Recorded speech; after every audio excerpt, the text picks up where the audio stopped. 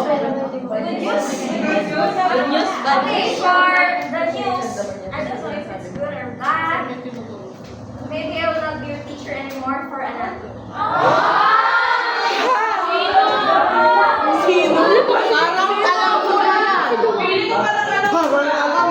yun. Kinakabahan ako dyan. Pero kayo magkalala, teacher ko pa rin ako sa facial.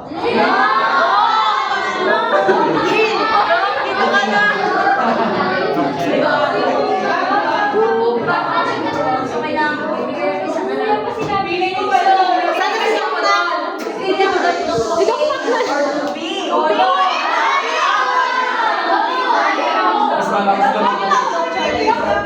Ha?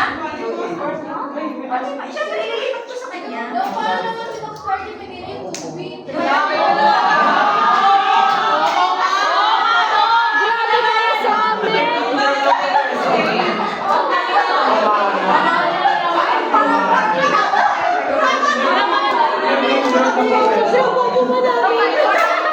Ganun na po kami kababa. Ako naman pa yun.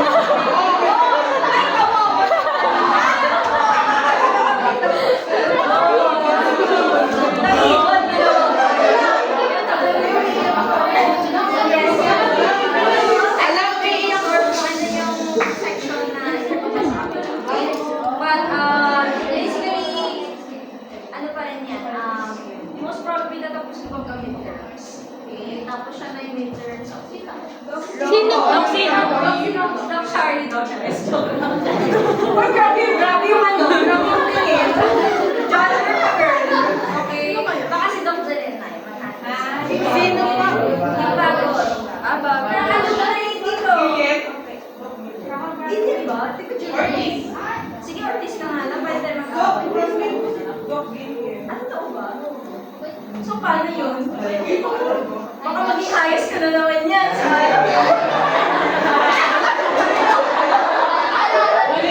Baka mamaya mabutos pa. Okay. So anyway, I used to be your professor at physiology. Okay? Physiology. Mas love ko kasi si physiology kaysa kay ano.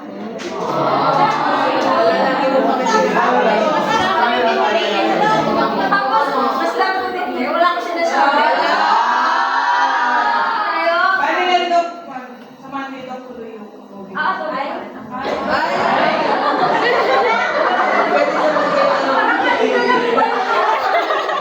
Parang kanina. Oo nga pala. Kasi nga nabili na tayo mga bili. Unfortunately, ang gagawin natin 2 parts na lang siya para makareview pa kayo. Yung isang umaga, yung isang hapon. So, unahin yung eggshell, 9 to 10 probably. Tapos, appendicular sa hapon. Ilang items? Oo, medyo madami siya. Depende sa kung ilang kayo. Kasi, depende rin sa stations pala yun. Parang sa section B, meron silang 25 stations. Kasi 50 sila. Okay, so 2 batches usually pinagawa. Okay, kung marami kayo, hindi naman ata kayo mabot ng 50 eh. Parang 40 na yun. Ha? Grabe yung joke mo. Kumawa naman kayo, please. Sino yun? Ang casting sa mga Okay, so anyway, yun for the anatomy. Kasi parang 40 plus kayo. 46 pa. Nag-review ka ba? Nasa Lalagyan niya ng 45 Alam ko to. items. Isang one. Ah? Ay. Ano? 50 sa... Depende sa gagawin. Kasi iba-iba po yung eyes. May mga nare-review ba kayo mga buto?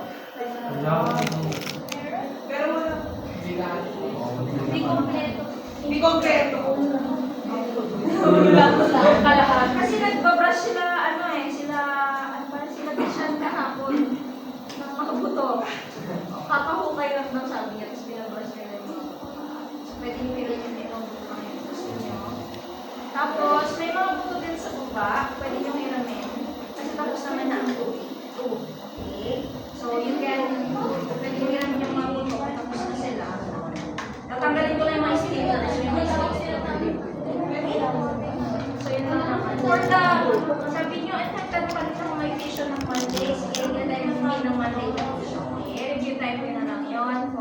Friday sa ba? Okay, so yun lang naman. So, Vision next week ko lang. Yes! Yes! Ano daw? Vision next week. Pero, thank you. Okay. So anyway, yun na. Sige, magtuloy na tayo dito sa acting action. Umagal na tayo.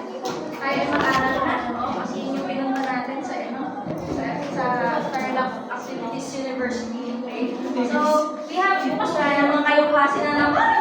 Kaya naman tuloy-tuloy. Okay, masasabi kami ba? Open niya. Yes! Paano po na? Depende. Nanalo ba? Dok, paano kapag nanalo si Bernie? Uy, nanalo pala si Ay, sorry. Sorry. Ayan, si Jocelyn. Ayan, nanalo din. Congratulations sa lahat ng Sabog. Sorry. Sabog. Sabog. na. Okay. Di ba nagtuloy? Ano ba yan?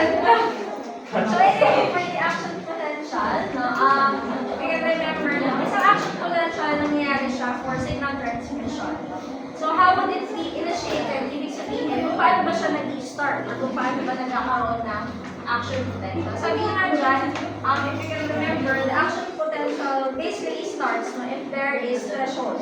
Okay? So, pag na-meet mo yung certain threshold na yun. Okay? Sabi nga dyan, there would be depolarization. Tama ba yun? Kasi nga, if you can remember, negative yung isang cell. Kailangan niya magkaroon ng depolarization. No?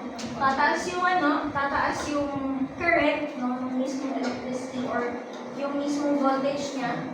Kaya magkakaroon tayo ng depolarization of 50 to 30 para mabot niya yung certain threshold na yun. So, basically, just sa initiation phase, no, ang sinasabi niya lang dyan is it will be initiated no, kapag once a stimulus,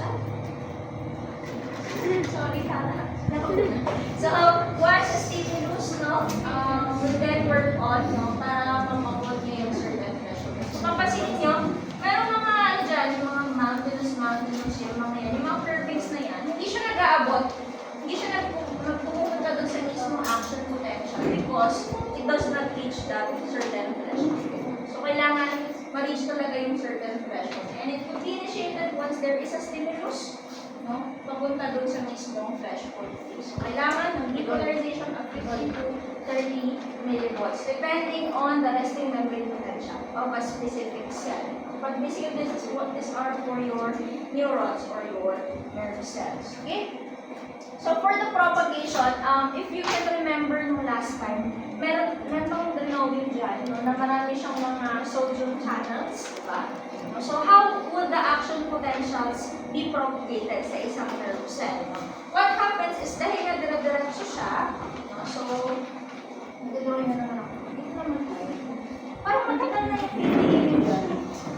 Hindi na siya na-erase talaga. Diba, for example, we have this sodium. Sa classroom na.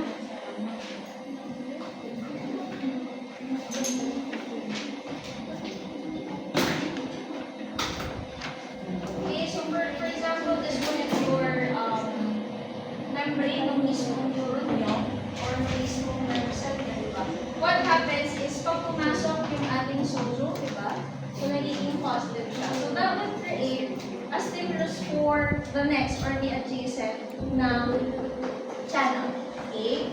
So, syempre, kapag mas nagiging greater yung positivity niya, that would create another action potential. So, depolarization state ulit, papasok ulit sa sodium, tapos, stimulate niya ulit yung susunod na adjacent, no, and so on and so forth, hanggang matapos na yung axon, diba? So, again, if you can remember this one, your axon, these are your channels. So, basically, for the propagation state, lagi lang tatandaan dyan, sabi niya, the positive changes flow along the axon interior and toward the adjacent resting membrane. So, basically, the sodium ions would stimulate the adjacent channel para magkaroon tayo ng initiation of another action potential. So, doon siya na-propagate further para mag-move yung mismong information or mismong mga signals along that specific na mga nerve fibers.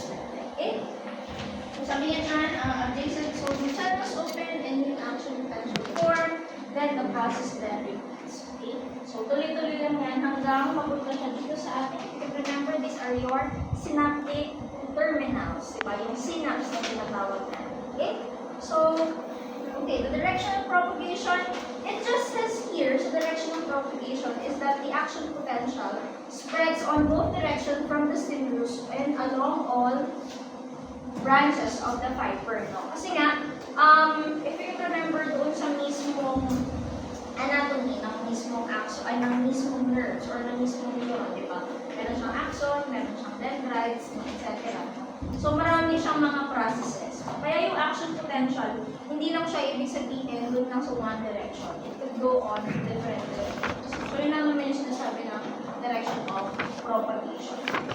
Okay, so this one, remember this is a principle wherein sinasabi niya all or nothing or all or none principle. So, sabi niya lang dito, kapag hindi talaga na-meet yung certain na threshold or hindi talaga siya umabot dun sa mismo kailangang depolarization state niya, hindi mangyayari yung mismo action potential. Kaya nga siya all or nothing. Okay? So, all meaning either kapag na-reach yung certain threshold, diretso siya with your action potential, pero kapag wala or it has not been reached, no, basically, mawawala yung mismo propagation. So, yun yung all or nothing principle. So, ito mga principles na lang yung mga sinasabi ko sa inyo. Kasi nga, na-discuss naman na natin further yung ating action potential. Now, yun nga, nagkaroon tayo ng, if you can remember nung last time, meron tayong depolarization, repolarization, and naalala niyo yung sinabi ko na hyperpolarization. Okay? So, yung hyperpolarization is sumusobra yung negative peak ng isang voltage ng isang cell.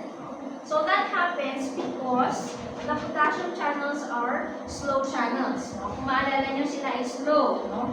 Medyo mabagal silang magsarado. Okay? So, imbes na yung mga potassium ay mag-stop na yung kanilang pag-exit dun sa mismong neuron, ang nangyayari tuloy-tuloy pa rin sila. So, that causes the hyperpolarization states. No? So, ngayon, para maibalik yung resting membrane potential, para bumalik siya dun sa mismong negative rate na yun, babalik tayo doon sa mismong first na topic natin, no, regarding the action potentials. If you can remember, is kung paano ba siya na-maintain, no, through your sodium-potassium pump. Okay? Dahil nga, lumalabas si potassium, tapos si sodium naman nandun sa loob, doon nagkakaroon ng sodium-potassium pump. So, dahil nga masyadong maraming sodium inside, no, and if you can remember, the concentration gradient, no, dahil nga masyadong konti, yung concentration of sodium sa labas, that is why the sodium-potassium pump will be required. Para may palabas niya yung mga sodium na pumasok. So that basically is one of the main function of your sodium-potassium pump. Para ma-maintain niya yung resting membrane potential. Okay? So it is being achieved by the sodium-potassium pump, and then maalala niyo rin, meron tayong mga leak channels, di ba? Yung potassium leak channels and sodium leak channels. So, para ma-maintain yung negative P ng isang cell. Then once there is stimulus, doon na magkakaroon ng action potential. Basically, it uses ATP, no? Kasi if you can remember, the sodium-potassium pump is in the sense that it uses yung mismong channel, no? Para magkaroon ng formation of your ATP. Diba na yung ATP siya. So, it uses ATP. Okay? This one is for the plateau phase. So, ang sinasabi lang naman sa mismong plateau phase is, usually, itong plateau phase, nangyayari yan sa ating mga cardiac muscle fibers. Malagay dito from upper tension fibers. So, later on, we'll discuss natin yan sa ating physiology. So, what happens is nagkakaroon tayo ng delay of repolarization. So, meaning, nag-stay muna siya doon sa positivity na voltage niya. Hindi siya kaagad-agad bumababa, no? Usually, sa ano kasi, sa ating mga heart muscle fibers, no, meron tayong mga calcium-sodium channels, no? So, itong mga calcium-sodium, yan. Sorry, mamimiss niyo ba yun? Grabe, no? Nag-iiwan na kami, no? Parang ayaw, pabibigay ko na lahat, no? So, usually, sa ating cardiac muscle fibers, calcium, sodium, ng mga channels, no? And usually sila ay nag-open, no? Basically, what happens is medyo slow din kasi yung ating mga calcium and mga sodium channels, no? So, imbes na magsara na sila para hindi na magkaroon ng entrance or influx of your calcium, no? Medyo mabagal pa yung influx ng mismo calcium. So, nagkakaroon tayo ng mild plateau. So, oops, wait lang kasi mabagal siya. So, hindi pa tayo pwede bumaba kasi nga may nag-a-add pa na mga positive charges. No? And sabi nga dyan, usually, it is being, nakikita natin yan sa ating mga heart muscle contraction. Kaya hindi siya ganun kabilis, di ba, yung ating heart muscle contraction. So, the plateau phase usually lasts for 0.2 to 0.3 seconds. No? So, lagi nang tatandaan, pag plateau phase, the repolarization is being delayed dahil nga because of the slow sodium calcium channels no, that are being found in your cardiac muscle fibers. So, hindi siya nakakalabas ka agad. So, ganito yung cause and termination nyo. Ito lang basically yung sinabi ko kanina. The slow calcium and your sodium channels no, cause your plateau. Yun lang yung lagi nyo tatandaan. So, nag-end na lang siya. Pag syempre, itong ating mga calcium channels is nagsasara na siya concurrently with the permeability of your potassium. So, yung nagkakaroon din siya ng pagbubukas para umilisip yung ating potassium. Kasi remember, repolarization, usually ang active dyan ay yung mga potassium channels niya, di ba? Palabas sila, bukas ang mga potassium channels, thus yun yung sumasabay sa ating blood glucose. Ayan. Now we proceed with your rhythmicity. Pag sinabing rhythmicity, yung rhythm. No? So, mainly, ito yung mga nangyayari, yung mga action potentials na nangyayari doon sa mga areas ng katawan natin na kailangan ng continuous na action potential. No? Hindi tumipigil. For example, for your heart, okay, so kailangan ng rhythm yan. No? Another one would be your intestinal peristalsis. Pag sinabi natin intestinal peristalsis, it means na nagkakaroon tayo ng movement ng mismo intestines. So, kahit tulog ka or gising ka, may movement pa rin of your intestines. So, intestinal movement siya. And then, we also have your CNS, neurons for rhythmic breathing. Kaya ngayong paghinga mo, unless you control it, no, so normal siya. Kapag wala kang ginagawa on the normal phase siya. Kasi, there is rhythmicity of your action potential. So, sabi nga dyan, nagkakaroon ng automatic na depolarization state. Okay? So, not necessarily kailangan ng stimulus okay, for it to work. No? Kasi yung mga iba, for example, yung transmit of signals no, sa brain mo. So, kailangan syempre may stimulus kang nakuha. But for the heart, but for your intestines, but for your breathing, usually, automatic na siya. Nag-depolarize. Okay? So, not necessarily kailangan na siya ng stimulus. No? Ayan. So, ito, medyo ko nila siya intindi. No? Kung babasahin mo siya, parang hindi ko siya maintindihan. So, basically, ang sinasabi niya lang dyan ay yung parang doon kanina sa may plateau phase, no? Nagkakaroon tayo ng sodium, calcium permeability which slows down your depolarization. And then, after nun, babalik na siya ulit doon sa process of your action potential. So, kumbaga, ang sinasabi niya lang dito is automatic na nagkakaroon ng depolarization phase. Okay? So, yun lang yung rhythmicity. Pag rhythmicity, automatic na may depolarization phase. Okay? Okay, so paano naman siya nagkakaroon ng transmission in our nerves? So, saan ba nangyayari yung mismo mga action potentials na yun? No? Kasi papansin nyo kanina, hiwa-hiwalay, di ba? Yung ating mga sodium channels. So, usually, they are nangyayari yung ating mga action potentials, specifically sa ating mga nerves or peripheral nerves, no? Pagdating dito sa ating mga nodes of Ranvier. Ayan, natawag natin dyan. Okay? So, myelinated fiber. Sabi niya myelinated fiber. So, basically, ang ating mga nerves, meron silang mga coupling ng mga yan. No? So, these are what we call their myelin. So, basically, they are insulators. No? Sila yung nagpapabilis ng mismong signal transmission or signal transduction on that surface. No? And, usually, lipid substances ito mga yun. Okay? So, parang white material siya. Kaya yung itsura ng mga peripheral nerves, pag nag-dissect kayo, usually puti yung kanilang kulay. So, they are myelinated, sinasabi natin. So, sabi nga dyan, we have this fiber structure of your myelinated ones, no? This one is for your PNS, okay? So, sa peripheral nervous system, meaning ito na yung mga nerve fibers na nakikita natin sa ating katawan. Okay? That's different from your spinal cord. Okay? So, sabi nga dyan, we have here the axon with your axoplasm. So, basically, mga sounds ko kasi minsan pa rin. So, ito ba? Ayan, so lalayo naman ako. Okay, so we have there your axon, sabi niya nga dyan. So, kumbaga, yung isang neuron kasi, meron siyang mga different na mga processes. Okay, so, yung isang nerve fiber na tinatawag natin. Okay, so, we have here yung body, tapos meron siyang mga axon terminals, or yung tinatawag natin ng mga dulo. As I have drawn before, di ba? Wala, ganun talaga siya, sorry. So, ganun talaga siya. Ayan, so ito yung inaano niya, yung axon niya. So, process yan ng mismong nerve cell body. So, ito yung parang pinaka-cell body ng isang neuron or isang tubig. Ito, other processes yan, we call them your dendrites, yung tinatawag natin. Okay? So, usually, yung action potential or yung signal transmission, nangyayari siya dito sa mismong axon. Siyempre, mahaba yung ating mga nerve fibers. And, sinasabi niya lang dyan na meron silang mga spaces in between. No? Kasi may yan, mga myelin sheath yan. No? Myelin sheath. Okay, myelin sheath. So, what happens here is dito nangyayari yung mga certain na mga action potentials in between those node of hairs. Okay? Yan, itong buong to is what you call your axon. Okay? Yung kanya structure. Tapos yung gaps in between those myelin sheath. No, ibig sabihin yung mga unmyelinated na mga part ng axon is what you call your nodes of hair. Okay? Nakukuha. Kapag yung buo, axon yan. No?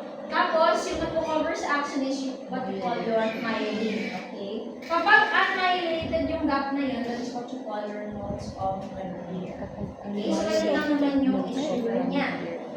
Yeah. So, makikita natin, we have this myelin sheath.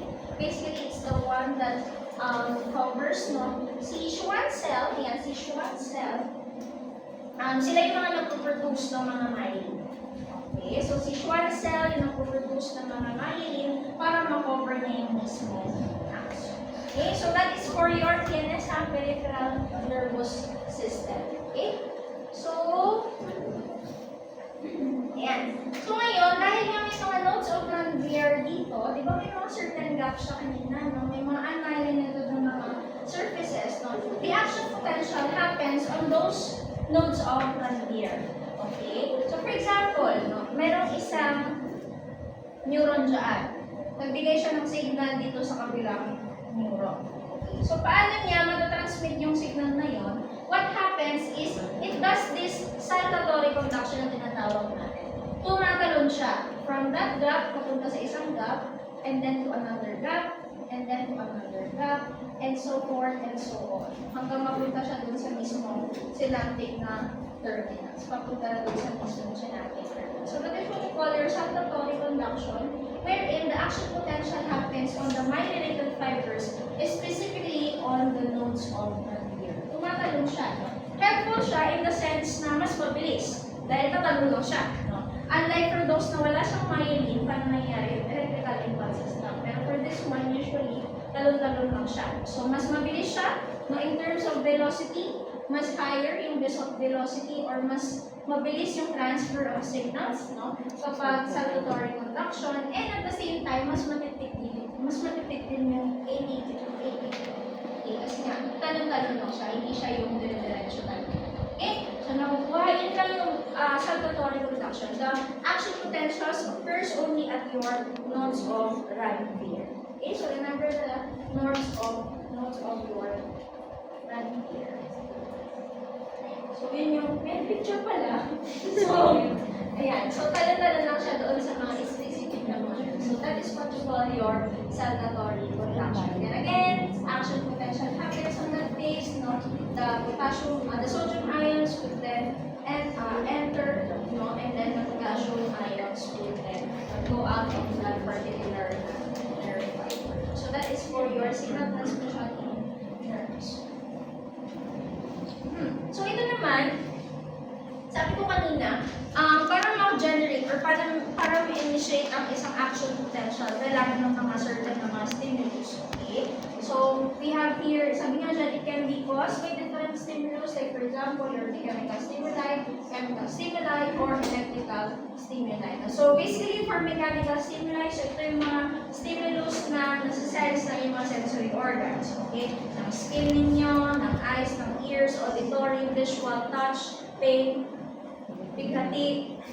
Ano yun yung lumbay, ano ba? Yun. So, yung mga ganon. So, basically, those are mechanical stimuli. Pag chemical stimuli usually transfer to the help of your neurotransmitters. Okay? So, yung mga neurotransmitters, later on, pag-aralan yan sa nervous system.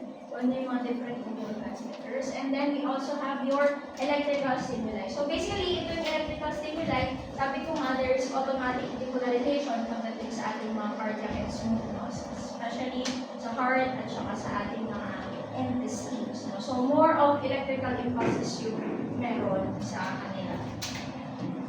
And then, we proceed here. Ito, sinasabi niya lang naman dito sa ating threshold. So, when we say threshold, this is the potential that it requires to generate action potential. So, yun lang yung kailangan natin. Yun lang yung lagi natin tatandaan for your threshold. So, we have here the weak stimulus, delayed or no action potential at all, or stronger stimulus. The action potential occurs after shorter latent period. So, for example, pag hindi nga na-reach yung certain na kailangan mong i-reach, no, yung tinatawag natin na sub-threshold. Ibig sabihin, hindi siya umabot dun sa mismo threshold response. Okay? So, yun yung weak stimulus na tinatawag natin. So, sinasabi lang dyan for yung threshold, basta parang all or none principle, no? So, kapag hindi na-meet yung certain threshold, hindi mag-generate na action potential. Okay? And then for your refractory period, so always remember sa refractory period, ito yung period kung saan hindi makakapag-generate ng panibagong action potential, no? Kahit na gaano man katindi yung stimulus na na-receive niya. Kasi nga, may ongoing pa rin na action potential. May depolarization at repolarization state. For your absolute refractory period, an action potential cannot be generated. Okay? Yun yung period na yun. Dahil nga, may ongoing na action potential. So, kahit na gano'n pa kalakas yung isang stimulus, no, hindi pa rin siya makapag-generate ng action potential. Meron tayong tinatawag the relative refractory period. So, basically, for relative refractory period, it is the period wherein ito yung period kung saan ang stimulus, no, or pwedeng mag-work ang isang stimulus, no, para mag-go through siya ulit sa isang action potential. So, parang susunod lang siya with your absolute. So, it follows your absolute refractory period. So, those are the two refractory periods. So, pag absolute refractory period, no, an action potential cannot be generated. Dahil nga may ongoing. Kapag relative refractory period, there is either a stronger stimulus na that would generate an action potential. Okay? So, basically yun lang yung topic sa action potential. Okay? Do you have any questions pagdating sa action potential? Okay, so, meron pa kasi isang topic. So basically, just for action potential, just remember the three: repolarization, resting repolarization, depolarization. And then the hyperpolarization state. Remember also your all or nothing principle. Tapos, yung tinatawag natin na refractory periods. Okay, sa absolute at saka sa relative refractory period. So just familiarize, for example, kung ano yung nagbubukas na channels kapag depolarization. And ano naman yung mga nag-e-enter or nag-e-enter ng mga ions na pagdating sa ating depolarization, same as with your depolarization state. So just remember, kapag depolarization, it makes the inside of the cell more positive. Okay? Kaya nga siya depolarization. Okay? Pag depolarization, usually more negative. So mas nagiging, bumabalik siya sa kanya negative. Okay? So yun yung ating action potential. Sure kayo, wala kayong tanong? Yes, ma'am.